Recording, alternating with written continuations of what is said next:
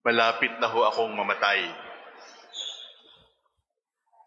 Huwag kayong magulat, huwag kayong maawa sa akin, kasi kayo rin, marapit na kayong mamatay.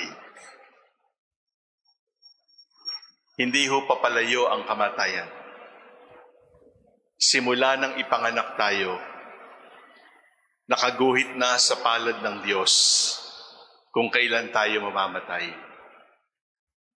Di natin alam kung saan, kung papaano, kung kailan.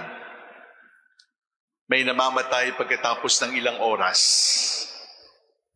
May namamatay sa kabataan. May namamatay sa sakit, sa aksidente, sa giyera. May namamatay sa katandaan. Pero ang bawat hakbang, ang bawat tibok ng puso, ang bawat pagkilos ng relo, ay papalapit tayo sa ating kamatayan. Pakibulong sa ating sarili, malapit na akong mamatay. At pakibulong sa ating sarili, anong ginagawa ko sa buhay kong maiksi? Pakitanong sa ating sarili, kapag dumating na yung aking huling hininga, sapagkat hindi ko alam kung buhay pa ako bukas.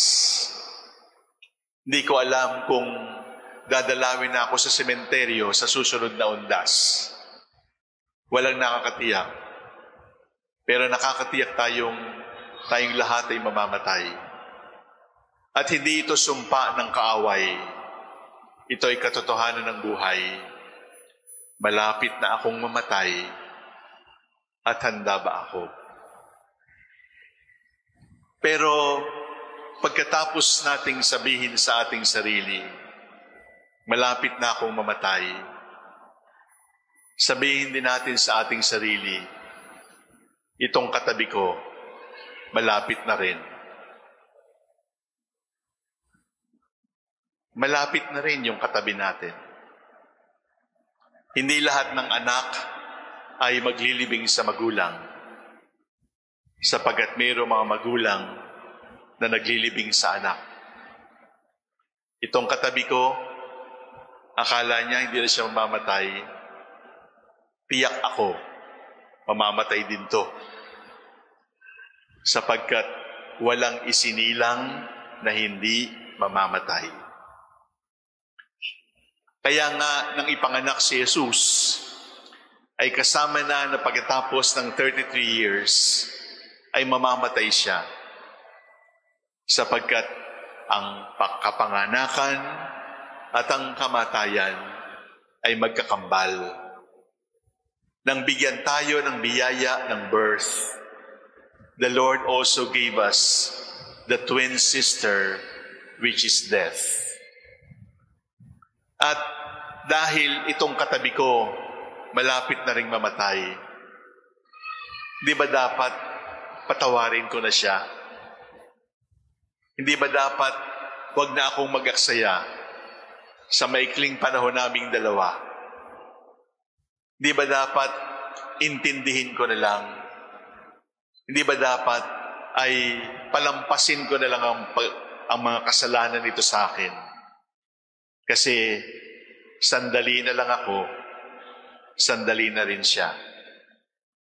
Pero minsan napakahirap magpatawad kasi akala natin napakabigat ng kasalanan.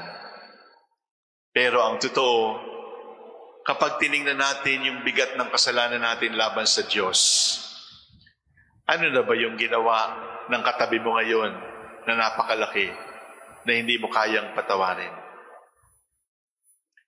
Ang unang aral natin sa linggong ito, malapit na akong mamatay.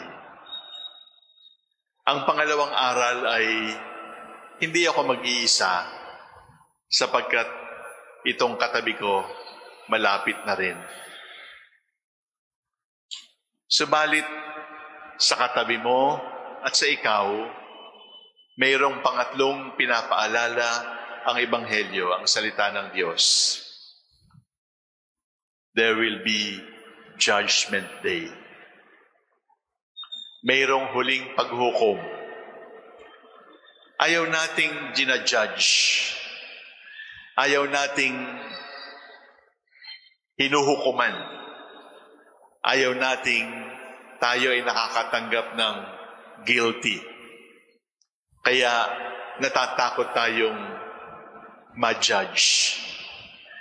At kapag tayo ay na-judge, bubueltahan natin yung kaibigan natin. Masyado ka namang judgmental. Pero tandaan natin na ang last judgment ng Panginoon ay hindi lamang tungkol sa makikita ang lahat ng baho mo.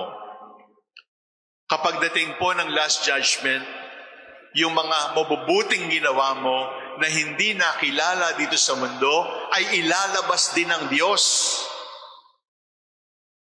Hindi lang yung masama ang ilalabas ng Diyos.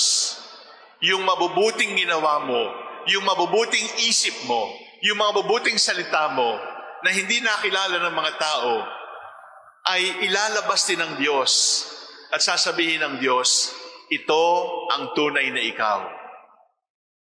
So judgment is not about only the evil that we have done. Judgment is also the good that we have done, that we have not been appreciated for, that we have not been thanked for. Kaya nakakatakot ma-judge kasi marami akong lihim na kasalanan. Subalit, alam naman ng Diyos, mayroon din ako mga lihim na kabutihan at bahala na ang Diyos sa akin sa huling paghuhukom. Tandaan natin, bawat isa, malapit na akong mamatay. Pangalawa, malapit na rin mamatay ang asawa ko, ang anak ko, ang magulang ko kung buhay pa sila. At lahat tayo may paghuhukom. At sa huling paghuhukom, may parusa sa masama, may gantimpala sa mabuti.